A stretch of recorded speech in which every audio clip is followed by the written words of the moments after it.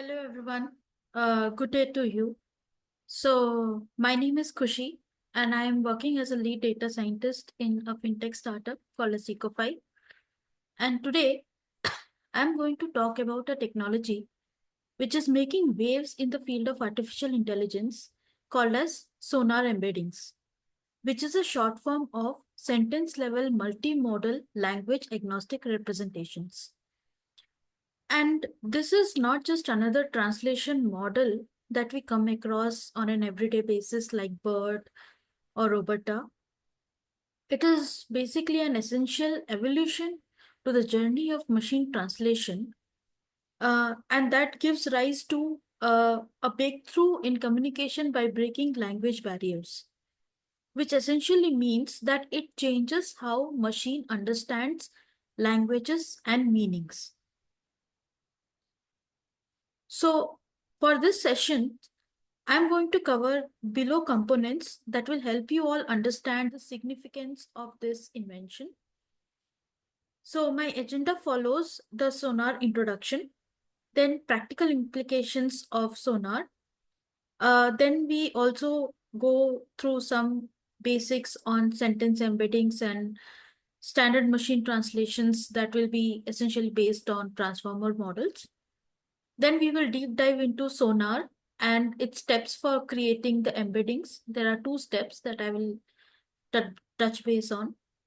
And there is something called as large concept models that is also making a lot of news in the field of AI. And it is also dependent on SONAR embeddings. That also I'm going to cover in the upcoming sessions, followed by evaluation and benchmarks and references. Now, coming to the SONAR, so let me just talk about the philosophy behind SONAR and large concept models. So, what philosophy it stands for is regardless of what language you are using, the underlying thoughts and concepts should be intact and it should remain same. So, say for example, someone using the same slide that I'm presenting right now, but it will be delivered in the next session in German language by some other person. So the other person may not have exactly the same words or same phrases when he or she is delivering the same topic or subtopic or using the same slide. In fact, even if I myself deliver the same session next week down the line, I will definitely not be using exactly the same words or phrases or sentences. So what remains same here is the underlying concept, the meaning of the entire session, the topics, the concepts, right? So that is what exactly Sonar comes into picture.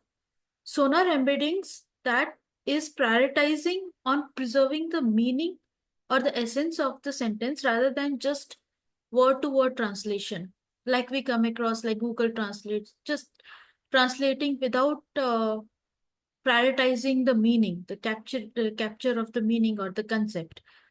And also Sonar is also considered as a major breakthrough. Why? Because it also reduces the training time, and how it is reducing that I'm going to cover in the upcoming sessions. So as the name title itself suggests that Sonar is a language agnostic representation. So uh, that's why it is also catalyst for major breakthroughs in machine translations. And it is also trained on 200 different languages. Uh, and it also has underlying embedding, which is also which is also a part of a major breakthrough called as large concept models. Short form is LCM, and it is developed by Meta. And it has two phases, and it also implements both the phase that is text to text translation and also speech to text translation. Now, coming to the practical implications, Like I said, let's go back to the currently what is popular, that is LLM, large language model, right? So essentially, large language model predicts the next sentence, which we call the process as a next sentence prediction, NSP. But when it comes to LCM, which is essentially based on sonar embeddings, it predicts the next concept or the next context. So it is not essentially based on word by word prediction, but LCM is based on concepts. So the general idea why I'm trying to say what I'm trying to say is that sonar is going beyond word to word translation. It is going beyond what we see right now in general LLM, that it is just going to predict this next sentences and next words or next tokens. So, how it can be a breakthrough? You can imagine it as a universal search engine for meaning. So right now, when we are Googling in English language, but we want the results in some other language. So you can search for sentences with similar meanings across all the languages, even if the sentences are worded very differently. Say, for example, you want to search for an equivalent proverb from English to Hindi. So you can see in this slide, there's a proverb: a bad workman blames his tools. And the equivalent proverb can come as Nach na ave angan teda. Both of them have, if we are translating it by word, it will not give the essence of the language, right? Or essence of the sentence. But when we are applying sonar, it can do this job and also preserves the essence of the sentence. Then comes the zero shot translation, which is also uh, quite an advantage for sonar. That is, so zero shot translation means uh, zero shot essentially means that giving the results without having any parallel examples or reference points to look into and giving the result. So uh, that is applicable in other language models as well, in LLMs as well. If anyone is familiar with NLP, they may be aware of what um, zero shot means, zero shot classification, or any zero shot process. So in the same way, when we are talking about zero shot translation, so it translates the languages that the model has never seen before, or it doesn't have any reference point. So that is also one big advantage. And also, it can translate not only from text to text, but also it can translate from speech to text, just like Whisper.ai. And since it can translate from speech to text, it can translate or transcribe speech with languages having limited data. Since I was talking about zero shot translation and um, having creating a universal meaning, so it can also translate on the languages that is not having much data. Let's say, for example, in English language or in German or Chinese language, we have lots of data. But just imagine if there is a small community and that language is not very popular, or we don't have much data for a reference to translate for training data, then in that case, this can become a major player. Sonar embeddings can become a major player in such scenarios. So, needless to say that it helps in breaking lots of language barriers as well. So before deep diving into sonar, I am also going to touch base on some of the basics like sentence embeddings and transformer based model. I will not go through too much in detail, but some of the basic bare minimum concepts that I would like to touch base upon. So first thing is about sentence embeddings. So what is sentence embeddings basically? Uh, if anyone is familiar with word embeddings, they may also be able to relate to sentence embeddings. So embeddings are nothing but a vector representation. A vector representation is nothing but a series of numbers that is representing a particular object. So in this case, the object is sentence. So in the first image, you can see there are three sentences, which is represented by a series of number. That is what we call it as vector. And cumulatively, we call it as sentence embeddings. But sentence embeddings are also used to measure the similarity between the original sentences. And how it is measured is by calculating the closeness between the embeddings or closeness between those vector representations. So you can see here in the right side of the image, uh, the purple dots are basically the vector data points, the data points basically, which are vector representations. And the similar sentences are clubbed together. So clearly you can see that three clusters. So the sentences that are talking about greeting somebody or asking how are you, how have you been, those are clubbed together. The sentences that is talking about cat is again clubbed together, and the phrases that is talking about I love movies, about movies, that is again clubbed together. So the similarities between the vectors, between the embeddings, are done using various processes. It could be cosine similarity, or generally it's popularly used cosine similarity only, which we are going to deep dive into upcoming slides. So like I said in the previous slides, we uh, we try to assess the similarity between the sentences by checking the closeness between the vectors.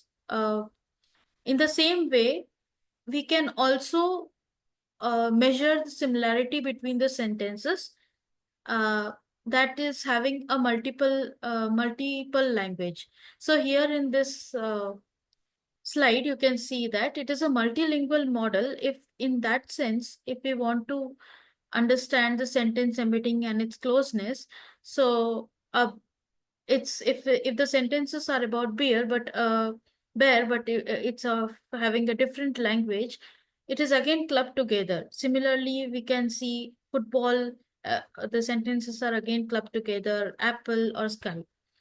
So similarity can be done in the multilingual way as well, as long as the meaning of the sentences remain same. Now, coming to the standard machine translation that we are using right now in LLMs, be it BERT uh, or any other.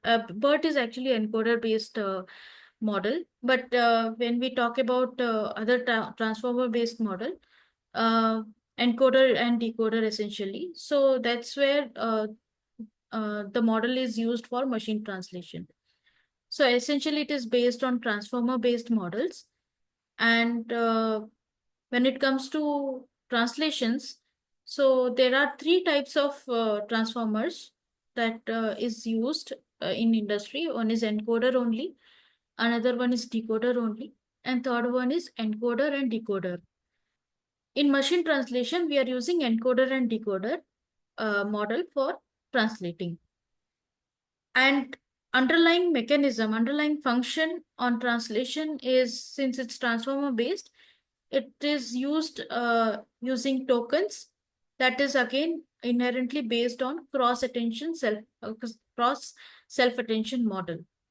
So when it comes to self attention, uh, I will give you some examples. As you can see here in the slide itself, there are two sentences. One is I crossed river to reach the bank, and second one is I carried my check to the bank. The words are same. The word bank occurs same in both the sentences, but the meaning completely changes. How it is possible that a model can understand the meaning corresponding to that particular word. In that sense, we have to check the surrounding words or surrounding tokens, and the bank as a word or as a token should pay attention to that word which gives a maximum association to the meaning of the word bank. So, in the first sentence, when we say bank as a word, it should pay much more attention or highest attention to river, and then it will interpret the meaning of the bank as river bank. Similarly, if in the second sentence, bank as a token, if it pays more attention or if it sees or notices the word check more than any other words here, then it will realize, it will give a meaning of bank as a financial institute or a financial bank, right? So this is what the attention mechanism is about. And why we call it as self-attention is because within the same sentence, we are trying to search which word to pay more attention to. So within self only, we are paying attention. So that is why the word self-attention is termed here.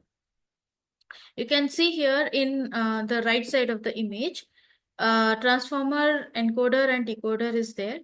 Encoder will take the input and give an output as a context vector, and that context vector will be taken as an input to the decoder, and decoder will take that input as a context vector and give the output.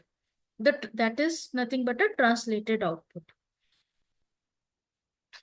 Now, now that we have touch based on transformer based model on for machine translation, now we will get into sonar and what makes sonar so special about it. So it is not based on conventional encoder decoder transformer based self attention or token based mechanism or token based model, but it is slightly different. It uses encoder decoder concept, but as a denoising auto encoder techniques. So that I am going to cover in the upcoming slides as well. So in short, what I can say is that the encoder decoder, the process remains the same. An input goes and there will be some processing in the encoder block, and there will be an output, and that output will become an input to the decoder. Again, there will be some processing, and then some final output will be given. So the original input will be there, and then there will be a final output. That process is same, but underlying mechanism will change. And on top of that, sonar is also divided into two phases or two steps. As I said in previous slides, that sonar can do text to text translation and as well as speech to text translation. So both the phases are divided accordingly. For the text to text translation and text based encoder decoder training, we are initializing using a model which is a premium basic model which is already pretty good at translating. It is coming from Meta, and its training objective is to create a high quality embedding space. And that space, high quality embedding space means it is already denoised, it is already translated, and it is already auto encoded, and that will be used in phase 2 as well in a learning model called as teacher student learning model. And that is basically what its process on a high level I can talk about is whatever is the high quality embedding space that was created, it is going to make it more robust, and it is essentially going to expand the embeddings and also accommodate the new languages and speech modalities while making the existing translations more robust. So teacher is there and student encoders are there. Students will be the encoder, and it will be aligning with the teacher embeddings. So in 200 languages in text is being trained, and 57 languages in speech will be trained on phase 1 and phase 2 respectively. So here you can see the diagrammatic representation of um, text to text and speech to text model. Both are having, one is phase 1 and another one is phase 2. So what is so special about Sonar comes here. So instead of fine tuning, what Sonar does is it is training a new embedding. First of all, it is creating a new embedding space using denoising autoencoder objective. And then it is using speech to text as a byte text. So that means in the step 1, it uses an encoder decoder transformer sonar model. Uh, and then it will start applying the denoising, and then it will create a text to text translation. But in this, the other diagram that you are seeing here, it is taking the speech as an input, and then it will encode the speech. It will use a speech encoder, and the underlying initial model will be W2V BERT as an initial model. Then it will convert into Sonar sentence embeddings, and then it will go through the multilingual text decoder, and finally an output text will be given, which will be nothing but a transcription or a translation. So here I will go a little deeper into what an autoencoder is, what is its importance, and denoising. So why we add noise is because to make the representations more robust.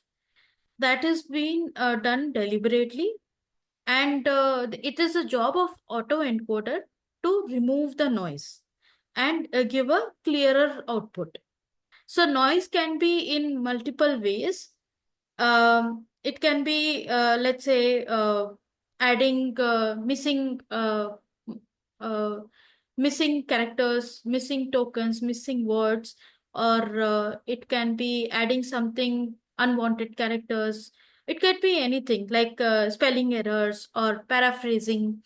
So there are multiple ways to add the noise, and it will give this noisy input to the encoder, as you can see in the up topmost right diagram. So encoder will do a compressed representation of the original input. So after the compression is done, it will go to the decoder, and the decoder will start decompressing the compressed representation, and the final reconstructed in output will be there, which will be nothing but a reconstruction of the original input uh, sentence. So one special thing over here is, remember I spoke about transformer based model.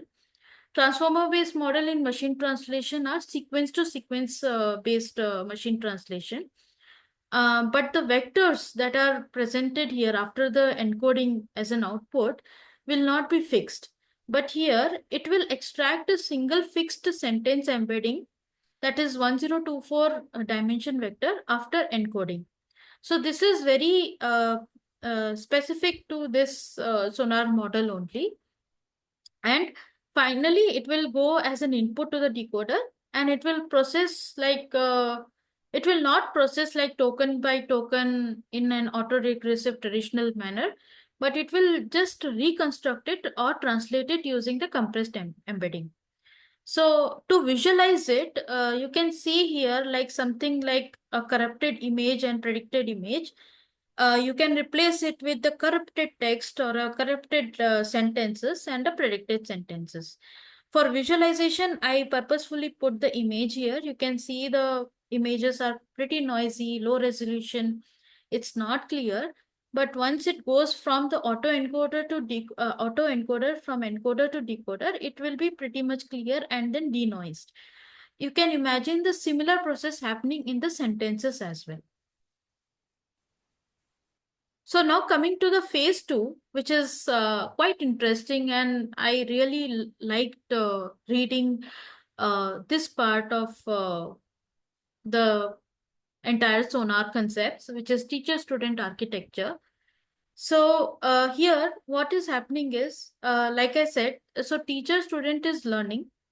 So there is a phase one where we have fixed sentence embedding that will be acting, that output of that phase one will be acting like a teacher or a reference point, and there will be a student model that will be learning from the teacher, which will extend to which will be used to extend the text-based sentence embedding space to a new languages and speeches.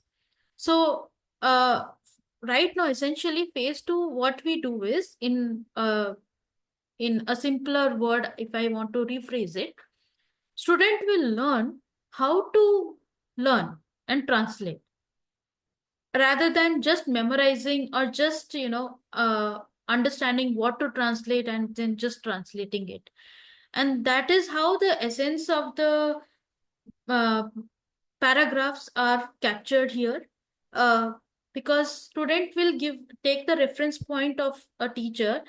Teacher has already have a encyclopedia of translated embeddings, right? The translated language, like it is already trained on some 200 languages already.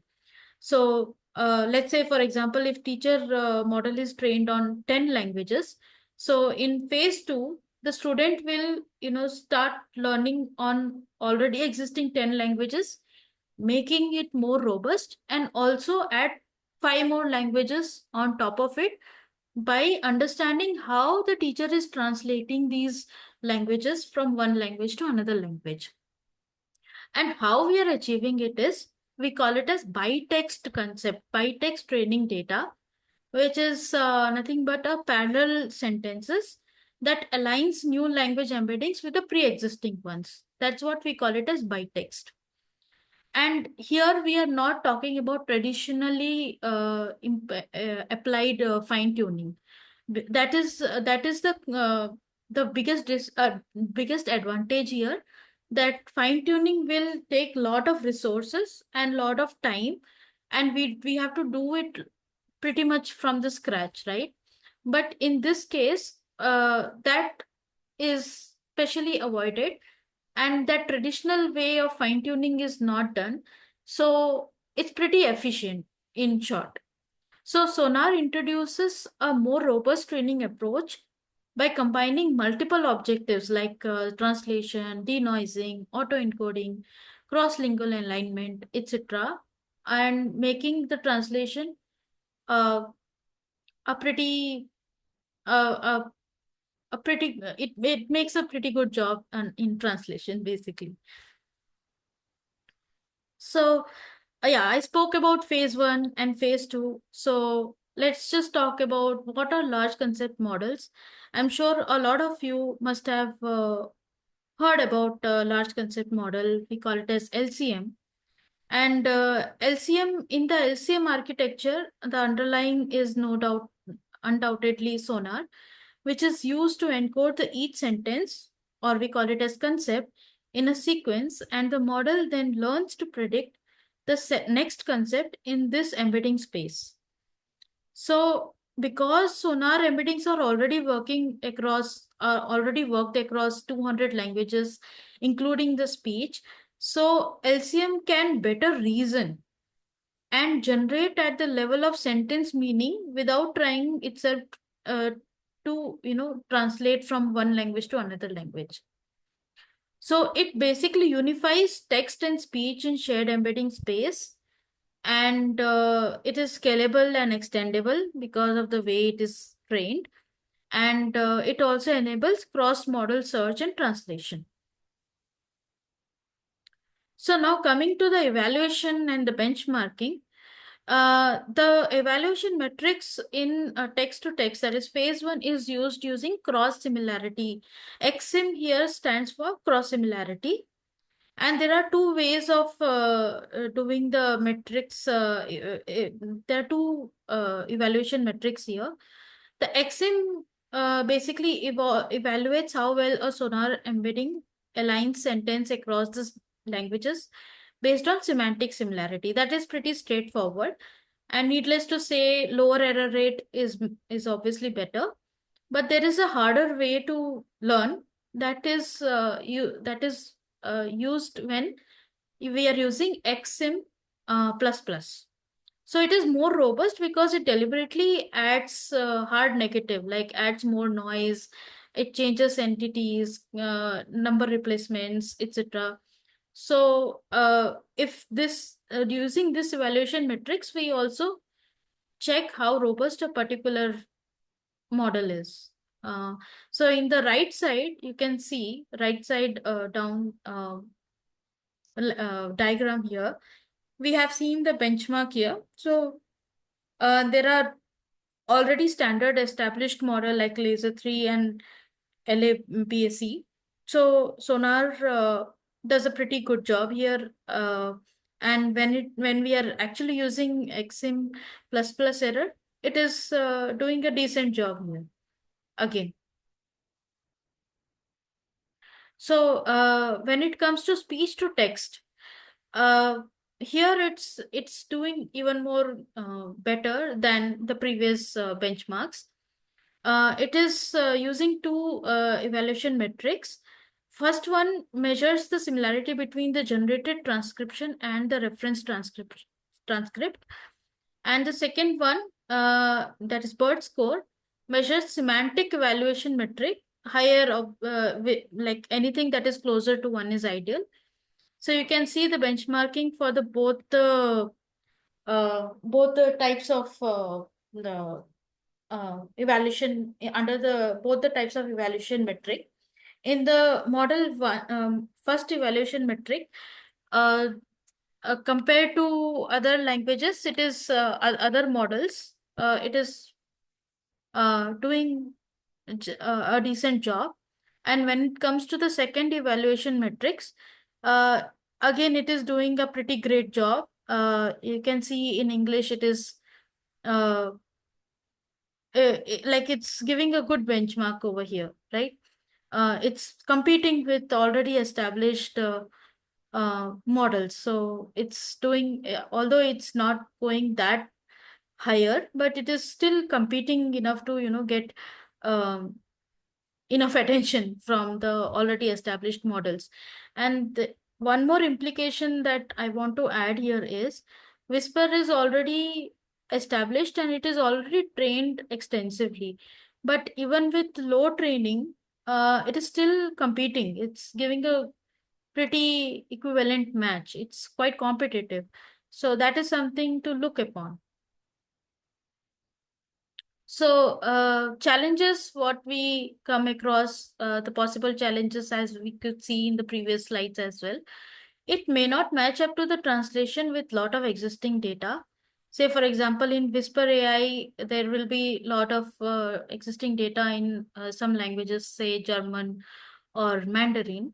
It may not match up to that, but that is not a major blocker as we as the training becomes more robust and more extensive. uh, it seems quite promising that Sonar can match up to even already existing data as well, the models that are already trained on a lot of existing data. And the second challenge that we face here is it is better at capturing the essence, right, rather than word to word translations. So this can be a drawback as well, because when we really want word-to-word translation or exact translation, it will not give. It may end up just paraphrasing the entire sentence, concising it into the essence or the meaning. But in a lot of scenarios, we may not need that, right? So that could be also seen as a disadvantage. Yeah, so that's just about my presentation. And following are the references that I used. The first reference is definitely the research paper. I've jotted down all the links and the papers to for reference for anyone who is interested to go through it. And apart from the core research paper, I've also gone through a lot of reading on mediums and lots of other blogs, and one YouTube tutorial as well. So that's just about it. Thank you so much for your time. Have a good day.